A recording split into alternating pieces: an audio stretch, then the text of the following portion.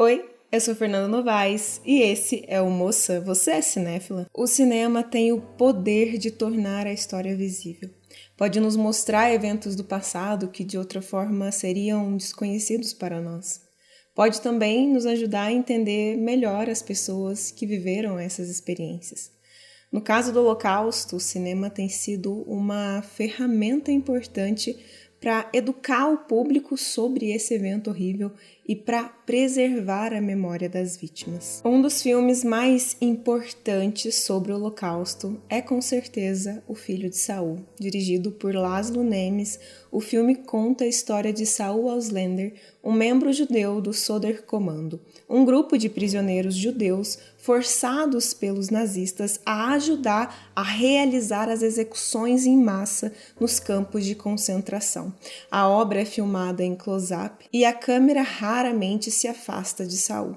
Isso cria um sentimento de claustrofobia e desespero e nos força a experimentar o Holocausto através dos olhos do protagonista. O filme de Laszlo Nemes traz à luz figuras sombrias da história de Auschwitz-Birkenau, conhecidas como esquadrões especiais ou Sonderkommando. O Sonderkommando era formado principalmente por prisioneiros judeus responsáveis pelas operações diárias dos crematórios. Sua terrível tarefa incluía conduzir os recém-chegados aos vestiários e câmaras de gás e também encaminhar os corpos para os crematórios ou piras crematórias abertas. Além disso, eram encarregados de separar os pertences dos prisioneiros, como objetos de valor, dentes de ouro e joias, antes de descartarem as cinzas humanas em aterros sanitários ou no rio, recomeçando o angustiante processo. Num terrível dia de trabalho, enquanto Saul limpava as câmaras de gás, ele se depara com um menino que, de alguma forma, conseguiu sobreviver, apenas para ser sufocado por um médico. Seu corpo é destinado à autópsia, tornando-se uma curiosa peça para os nazistas.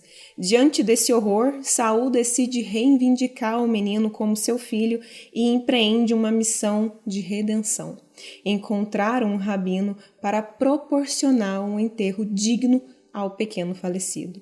O filme acompanha a frenética busca de Saul por um rabino ao longo de um dia e meio.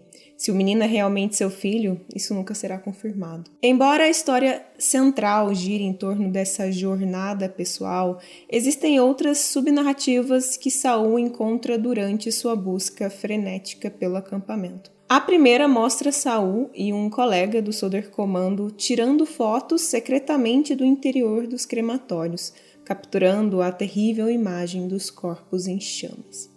A segunda subnarrativa aborda o planejamento e execução de uma revolta contra os guardas do campo. Nemes habilmente mescla fatos históricos com elementos de ficção, entrelaçando ambos os incidentes na trama do filme. A busca de Saul por um rabino representa um ato extraordinário de resistência, baseado num poderoso paradoxo: os mortos estão tentando salvar os mortos. O Sonderkommando, a fim de manter absoluto sigilo, foi sistematicamente exterminado após um período de serviço. No filme, enquanto planos desesperados para uma revolta armada são traçados, simultaneamente listas são elaboradas, nomeando os dispensáveis. Nesse cenário de incerteza e brutalidade, Saul enfrenta a amargura de seus colegas, especialmente de Abraham, que o acusa de trair o grupo ao esconder o corpo do menino no dormitório, colocando todos em risco. A resposta de Saul é simples, mas carregada de significado: já estamos mortos. De fato, Saul é representado como uma figura cadavérica, seu rosto magro exibindo uma expressão desprovida de afeto. É essa experiência no limiar entre a vida e a morte, habitando o território cinzento entre humano e inumano, que o define. Apesar de sua aparente insensibilidade, Saul é impulsionado por um desejo profundamente humano de salvar a alma do menino e talvez encontrar redenção para si mesmo. Ao seguir esse personagem, somos confrontados com a complexidade da natureza humana em meio ao horror absoluto. Em Auschwitz, um lugar onde a morte era uma presença constante e a humanidade era sistematicamente esmagada, Saul emerge como um símbolo de resistência moral. Sua missão de dar um enterro adequado ao menino é um ato de compaixão e humanidade em meio à desumanidade total.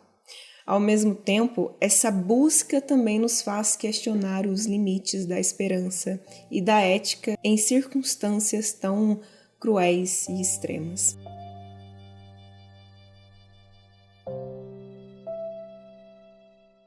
Didi Haberman, filósofo e historiador da arte francês, escreveu uma carta aberta após assistir O Filho de Saul.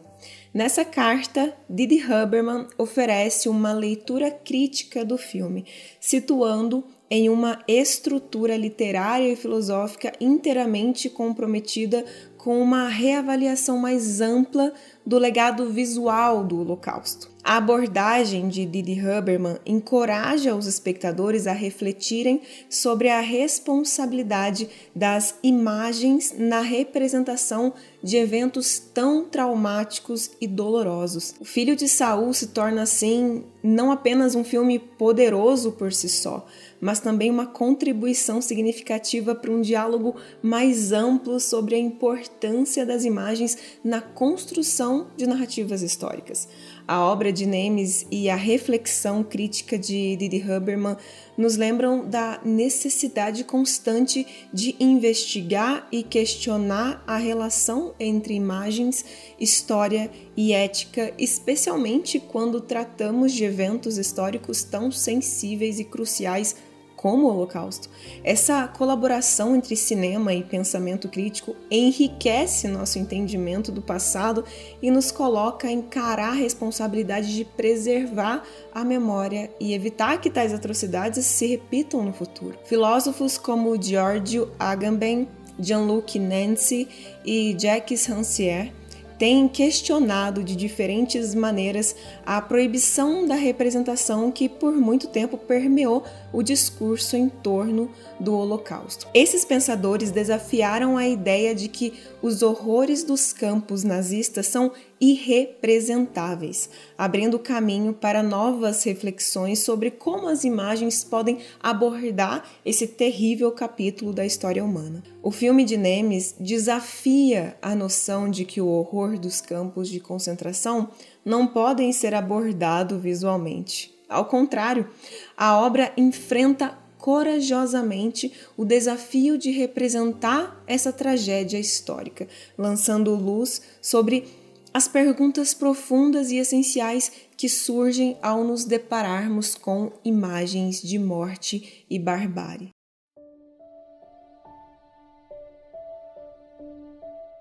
Em uma entrevista com o crítico de cinema Antoine de Beck, Nemes menciona 4 fotografias específicas que o impactaram profundamente. Essas imagens, testemunhas do extermínio, constituem provas tangíveis do horror e levantam questões complexas sobre o que deve ser feito com uma imagem, o que ela pode representar e qual deve ser o nosso posicionamento diante da morte e da barbárie. O que torna essas fotografias importantes é que são as únicas imagens conhecidas tiradas de dentro dos campos que documentam a mecânica do extermínio em massa.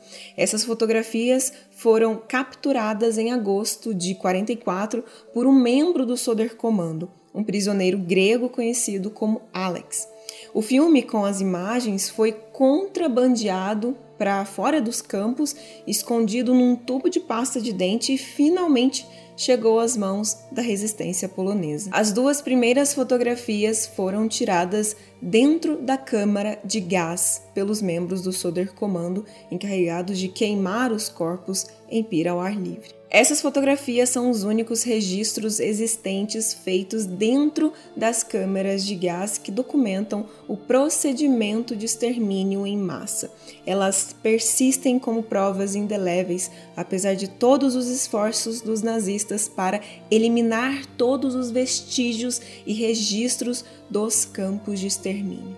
Essas imagens são um lembrete contundente do horror vivenciado pelas vítimas do Holocausto e do dever de lembrar e confrontar os eventos mais sombrios da história da humanidade para evitar que se repitam.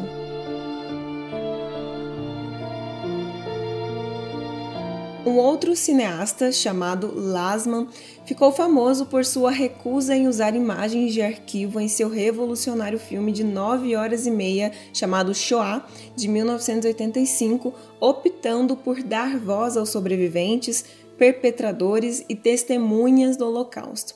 Ele disse uma vez: "Esse é todo o problema da imagem e todo o problema da representação. Nada do que aconteceu parecia com isso, mesmo que tudo pareça autêntico." Lasman acreditava que as imagens poderiam matar a imaginação, distorcendo a realidade dos eventos. Didi Huberman, por sua vez, questiona os fundamentos dos argumentos de Lasman, criticando a reverência mística dada ao filme. Ambos os argumentos possuem mérito, mas ao invés de adotar posições extremas, é importante reconhecer que as imagens e os testemunhos verbais podem complementar-se mutuamente na busca pela compreensão mais completa possível desse sombrio capítulo da história humana. As fotografias tiradas pelo Sonderkommando servem como um poderoso testemunho visual que desafia a tentativa nazista de ocultar o horror, enquanto as palavras dos sobreviventes e testemunhas dão voz à experiência humana, transmitindo o sofrimento, a resiliência e a esperança em meio ao inimaginável. Em contraste com o privilégio dado por Lasman ao testemunho como forma de verdade,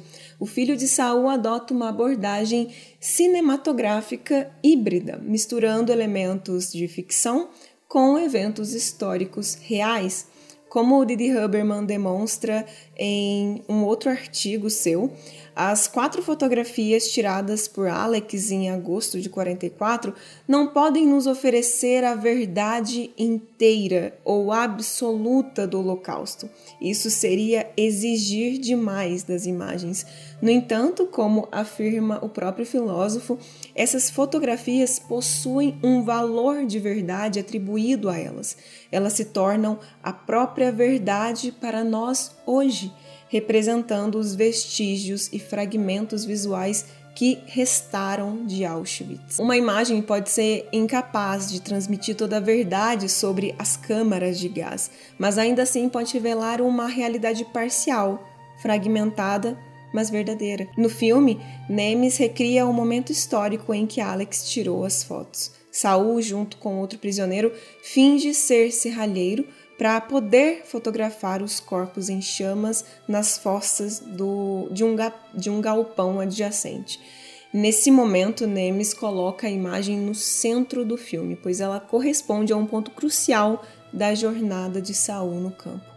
Ao representar essa imagem, o filme questiona o próprio estatuto da representação e como ela pode nos aproximar da verdade de um evento tão terrível e indizível. O movimento arriscado do fotógrafo pelos fossos do crematório, resultando em imagens borradas e fora de foco, é um testemunho visual da dificuldade inerente em capturar uma imagem sem ser detectado pelos guardas. E Nemes habilmente incorpora essa estética cinematográfica turbulenta e frenética na estrutura do filme. O borrão indistinto das imagens capturadas leva Didi Huberman a chamá-las de imagens de pânico, transmitindo visualmente o medo vivenciado por aqueles prisioneiros.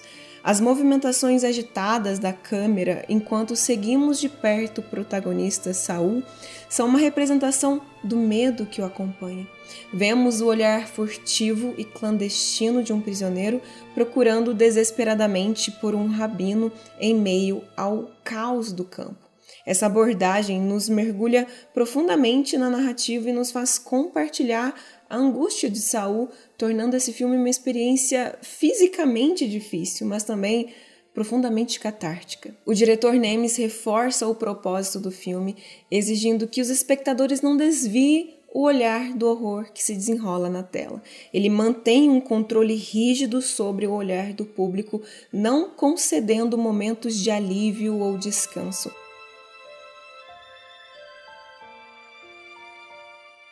A sequência de abertura de Filho de Saul segue a convenção cinematográfica de um plano longo, mas com uma abordagem única.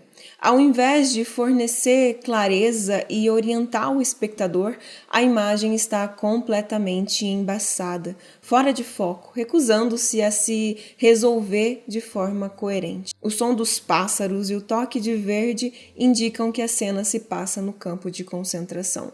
Lentamente, saindo do borrão, surgem silhuetas humanas, incluindo a de Saul Auslander, o nosso protagonista. A câmera, em um close-up, revela os detalhes do rosto de Saul, uma barba por fazer, uma lesão no lábio inferior e manchas grisalhas nos cabelos escuros.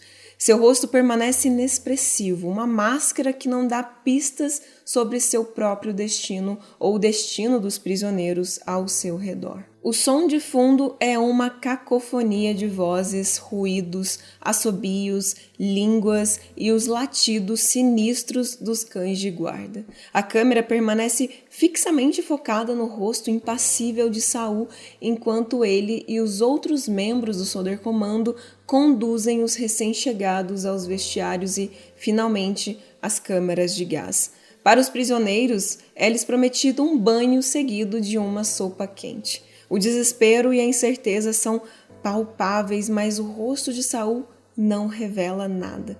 Seus olhos permanecem desviados e seu contato físico com os prisioneiros é mínimo, mantendo-se distante emocionalmente para sobreviver à tarefa impossível que lhe é imposta. De vez em quando, um rosto entra em foco, mas é apenas um vislumbre momentâneo, logo desaparecendo novamente. Essa abordagem cinematográfica intensa e focada reflete a atmosfera do campo de concentração, onde cada momento é fugaz, impiedoso. A sequência de abertura estabelece o tom e a estética do filme, mergulhando o espectador no mundo de horror e desumanidade e deixando claro que Filho de Saul é uma experiência cinematográfica inesquecível que exige reflexão e confronto com a história mais sombria da humanidade. Filho de Saul é habilmente organizado em planos longos, combinados com o uso persistente de close-up, permitindo que o espectador se concentre nas sutilezas das expressões faciais de Saul. Os movimentos minúsculos e quase imperceptíveis em seu rosto se tornam eventos significativos na paisagem emocional de Saul. O enquadramento apertado da câmera e a duração prolongada entre os cortes negam ao espectador qualquer descanso visual. Não há horizontes para buscar conforto ou um alívio para o olhar cansado.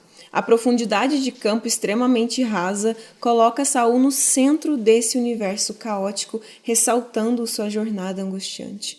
À medida que Saul se move pelas câmaras de gás, somos conscientes das pilhas de cadáveres à margem do enquadramento. Mas Nemes nos frustra ao abstrair, borrar e desfocar essas imagens, negando nosso desejo voyeurístico de olhar. O diretor desafia a nossa vontade de assumir o controle da cena, mantendo os corpos distantes e inacessíveis. A instabilidade visual criada por Nemes ao longo do filme, equilibrando detalhes em close-ups e o borrão indistinto na periferia do plano, é uma representação cuidadosa da tensão entre realismo e abstração. O espectador é consciente da presença das pessoas, dos corpos e dos companheiros de prisão, mas a imagem não permite apreender esses elementos de forma visual clara e coerente, deixando o campo escópico incoerente e indistinto.